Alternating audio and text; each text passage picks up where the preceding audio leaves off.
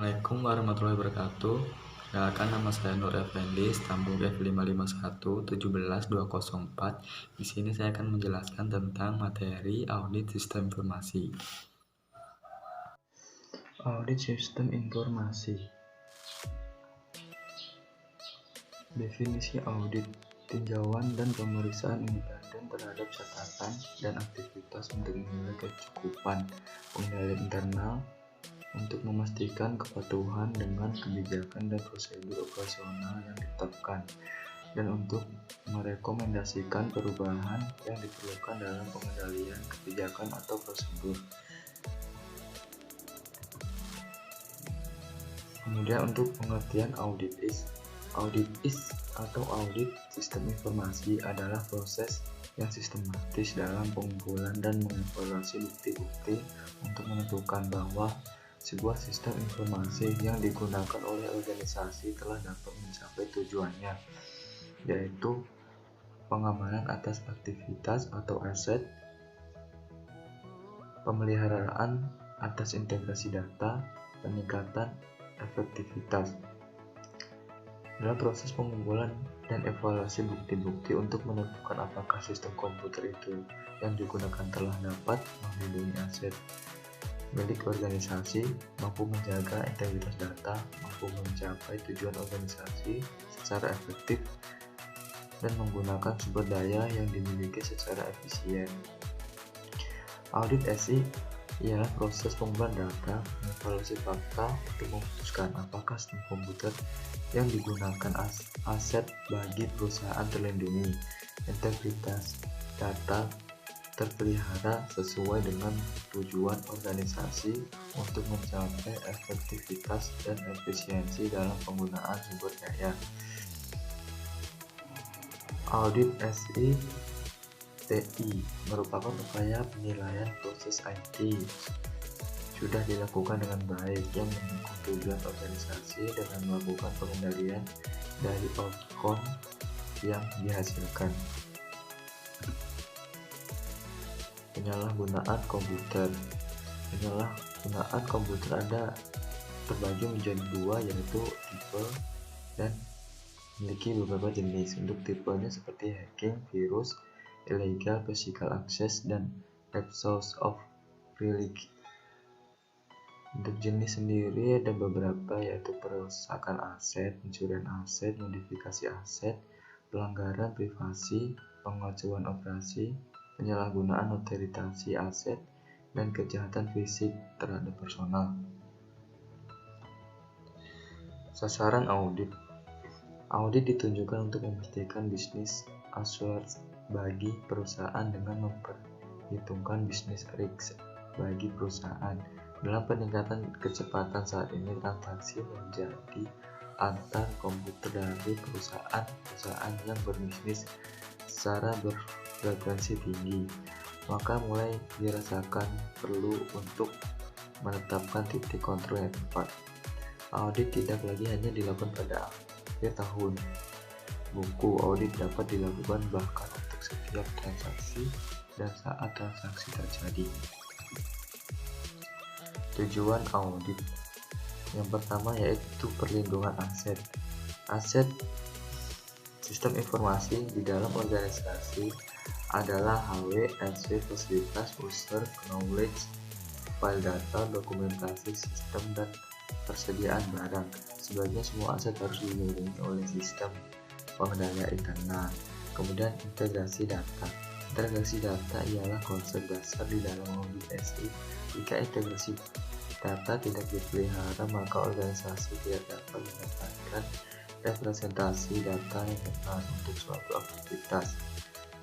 Akibatnya, organisasi tidak dapat berkompetensi dan data tidak dapat digunakan untuk pengambilan keputusan yang valid. Yang ketiga, efektivitas sistem. Audit sering dilakukan setelah sistem berjalan untuk beberapa waktu. Manajemen membutuhkan hasil efektivitas untuk mengambil keputusan apakah sistem informasi terus dijalankan atau dihentikan sementara untuk proses modifikasi. Kemudian efisiensi sistem informasi dilakukan dengan cara menggunakan sumber daya minimum untuk menyelesaikan suatu tujuan. Objek variasi sumber daya terdiri dari mesin waktu, perihal, S atau W, sistem, dan pekerja. Tahapan audit sistem informasi. Tahapan audit mencakup beberapa aktivitas, yaitu perencanaan, pemeriksaan lapangan, pelaporan, dan tindak lanjut. Yang pertama, perencanaan atau planning. Tahap perencanaan ini yang akan dilakukan adalah menentukan ruang lingkup skop objek yang akan diaudit, standar evaluasi dari hasil audit, dan berkomunikasi dengan manajer pada organisasi yang bersangkutan dengan menganalisa visi, misi, sasaran, dan tujuan objek yang diteliti. Secara strategi, kebijakan yang terkait dengan pengembangan investigasi. Perencanaan meliputi beberapa aktivitas utama, yaitu penetapan ruang lingkup dan tujuan audit, perorganisasian tim audit, pemahaman mengenai operasi bisnis klien, kaji ulang hasil audit sebelumnya, penyiapan program audit.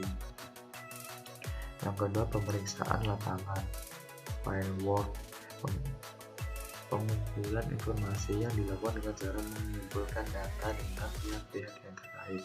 Metode pengumpulan data yaitu wawancara, kuesioner, atau melakukan survei ke lokasi penelitian. Kemudian yang ketiga adalah pelaporan atau reporting. Setelah proses pengumpulan data, maka akan didapat data yang akan diproses untuk dihitung berdasarkan perhitungan kategori level. Pada tahap ini yang akan dilakukan memberikan informasi berupa hasil dari audit. Perhitungan maturity level dilakukan mengacu pada wawancara, survei, dan rekapitulasi hasil penyebaran kuesioner. Berdasarkan hasil maturity level yang mencerminkan kinerja saat ini dan kinerja standar atau ideal yang diharapkan akan menjadi acuan untuk melanjutkan dilakukan analisis kesenjangan atau gap. Yang keempat, tindak lanjut atau follow up. Terhadap tahap ini yang dilakukan adalah memberikan laporan hasil audit berupa rekomendasi tindakan perbaikan kepada pihak manajemen objek yang diteliti. Wewenang perbaikan menjadi tanggung jawab manajemen objek yang diteliti, apakah akan diterapkan atau menjadi acuan untuk perbaikan di masa yang akan datang. Tugas auditor sistem informasi. Tugas auditor yaitu memastikan sisi-sisi penerapan IT memiliki kontrol yang diperlukan, memastikan kontrol tersebut diterapkan dengan baik sesuai yang diharapkan. Yang dilakukan tugas auditor adalah persiapan review dokumen, persiapan kegiatan on-site audit, melakukan kegiatan on-site audit, persiapan persekutuan dan distribusi laporan audit, dan yang terakhir follow up audit. Perencanaan audit. Rencana audit meliputi lingkup audit, proses apa saja akan diaudit, lokasi, ukuran, aktivitas, waktu proses. Kriteria audit berdasarkan kebijakan, prosedur, atau kebutuhan. Tim audit.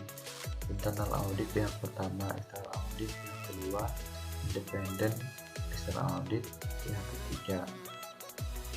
Integrate combined audit, dua fungsi atau lebih sekaligus. Joint audit, dua organisasi audit atau lebih sekaligus. Analisis resiko. Resiko ancaman berpotensi menimbulkan kerentanan aset dan menyebabkan kerugian, kerusakan aset.